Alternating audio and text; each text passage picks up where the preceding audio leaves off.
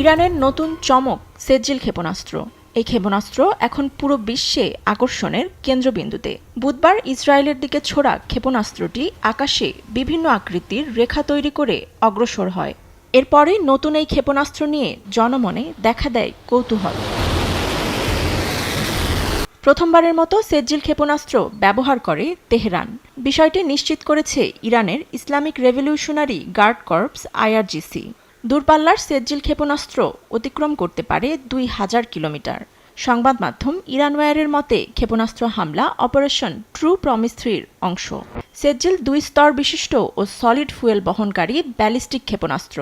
18 metre দৈর্ঘ্যের ক্ষেপণাস্ত্রটি বহন করতে পারে প্রায় 700 কিলোগ্রাম ওজন। অন্যান্য লিকুইড ফুয়েল বহনকারী ক্ষেপণাস্ত্রের তুলনায় দ্রুত উৎক্ষেপণযোগ্য ও গতিশীলতার কারণে সম্ভাব্য আঘাতের বিরুদ্ধে টিকে থাকতে পারে। অত্যন্ত কৌশলগতভাবে ডিজাইন করায় ইসরায়েলের আয়রন ডোম ও অ্যারো সিস্টেমের মতো উন্নত বিমান প্রতিরক্ষা ঢাল ভেদ করতে সক্ষম। সেজ্জিল ব্যবহারের কারণে ঘুরে যেতে পারে ইরান ইসরায়েল সংঘাতের মোড়। সলিড ফুয়েল ইঞ্জিন ব্যবহারের কারণে ইসরায়েল সতর্কতা ও প্রতিক্রিয়ার জন্য সময় পাবে কম। IRGCর দাবি, সেজ্জিল ইসরায়েলের প্রতিরক্ষা ব্যবস্থা ভেদ করবে সহজেই।